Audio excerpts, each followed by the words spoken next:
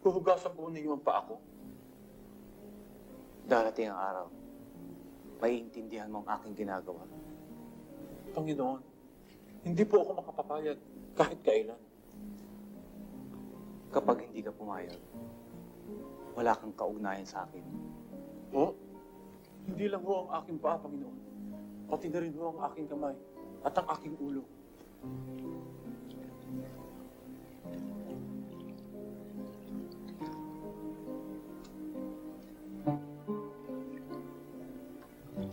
Ang pinapakita kong halimbawa ay ang pagpapakumbaba. Sana, gawin ninyo sa isa't isa.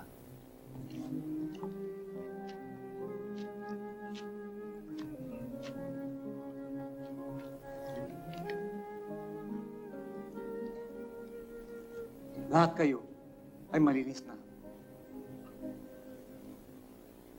Maliban sa isa.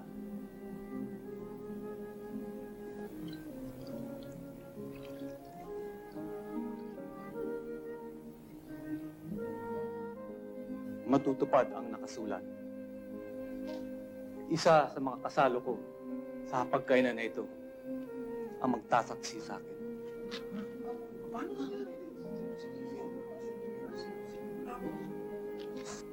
Panginoon, ako po ba? Kung hindi po ako Panginoon, sino po? Sino po sa aming mga alagad ninyo? Kung sinang bibigyan ko ng kanin, siya na nga.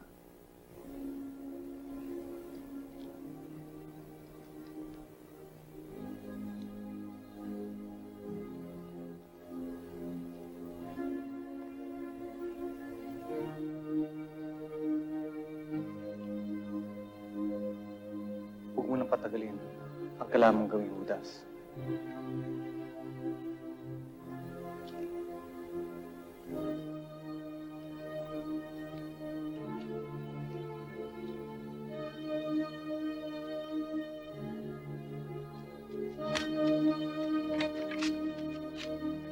Mahayag na ang kaluwalhatian ng Diyos sa anak ng tao.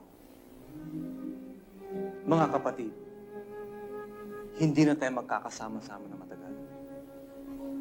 Hahanapin ninyo ako. Ngunit sa aking paroroonan, hindi kayo makakasunod. Kung paano ko kayo minahal, magmahalan kayo. Upang makita ng lahat na kayo nga ang aking mga alagad.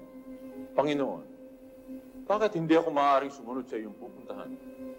Handa kong ialay sa iyo ang aking buhay. Pedro, sa gabing ito, bago tumilaw ka manok, 3 ulit mo akong itatatwa.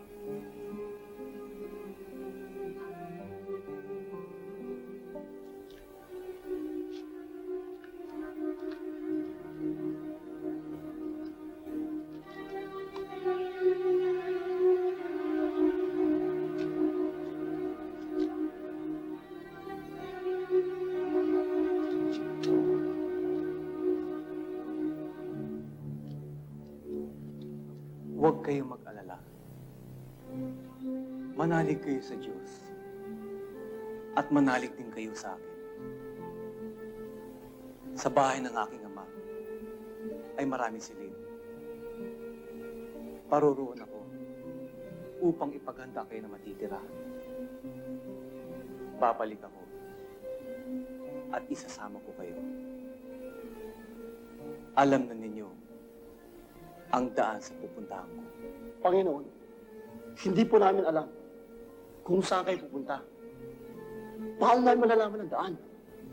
Ako ang daan, ang katotohanan, at ang buhay. Walang makakapunta sa Ama kung hindi sa pamamagitan ko.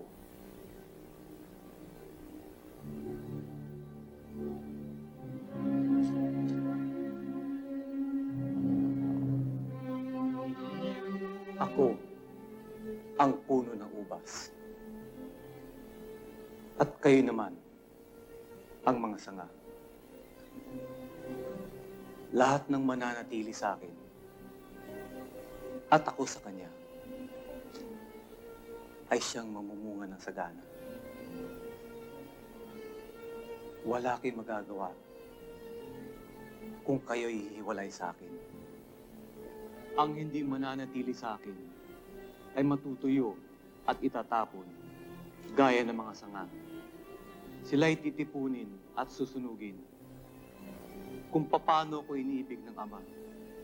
Gayon din naman, iniibig ko kayo, kaya't manatili kayo sa aking pag-ibig. Magmahalan kayo, tulad ng pagmamahal ko sa inyo. Wala nang higit pa sa isang taong nagbigay ng buhay niya para sa kanyang kaibigan. Hindi kayo ang pumili sa akin. Ako ang pumili at humirang sa inyo upang kayo ay humayo at mamunga at manatili kayong bunga. Anumang hingin nyo sa aking Ama, sa aking pangalan, ay pagkakaloob sa inyo.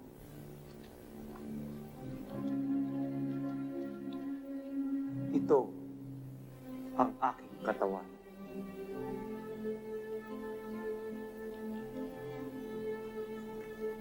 Kunin ito at kanin.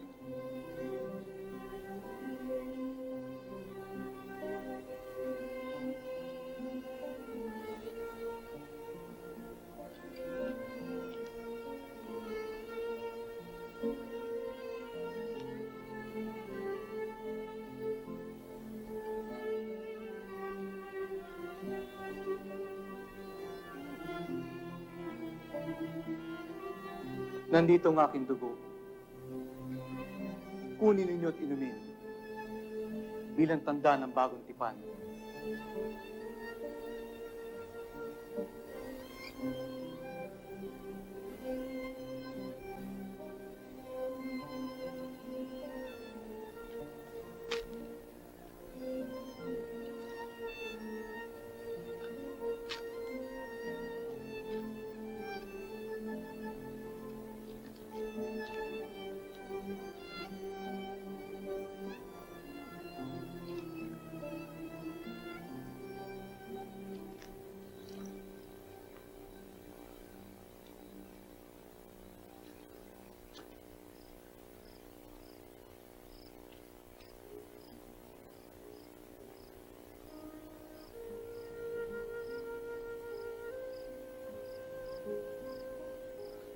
Ama ko, pinagkalooban mo ko ng kapangyarihan at katauhan upang magbigay buhay na walang hanggan at kilalanin kanila ang iisa at tunay na Diyos. At ako si Kristo, ang iyong sugo. Natapos ko na ang pinagagawa mo sa akin.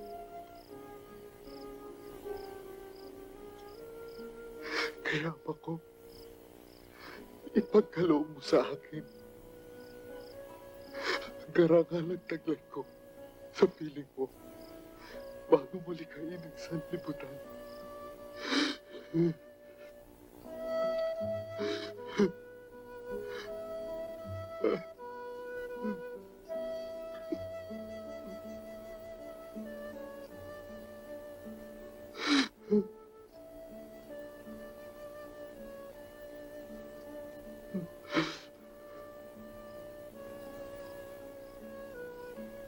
Kung sinong aking halikan, siya ang inyong lakay. Ama, kung maaari ninyong alisin ang saro ng paghihirap sa balikat ko. Ngunit ang inyong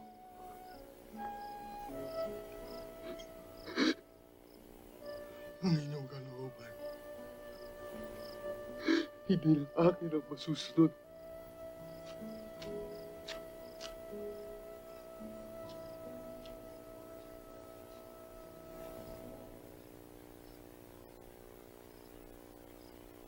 Ilang ulit kong hinihiling sa inyo na ako'y samahan ninyong magdasal. Bakit ninyo ako tinutulugan? Dumating na ang panahon na ang anak ng tao ay sasailalim sa kapangyarihan ng mga masasama. Eto na. At dumarating na ang magkakanulo sa akin.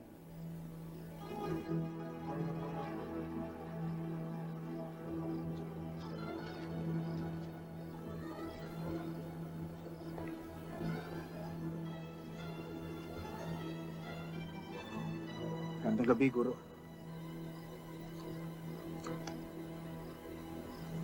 Madaliin mo na, Judas.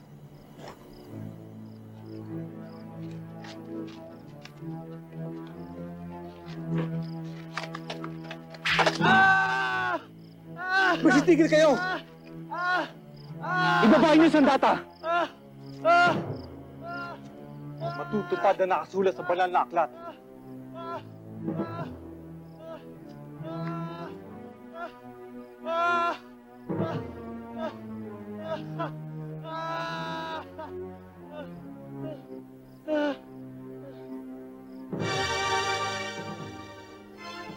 Kailangan pa ba magdala ng armas para ako takpin?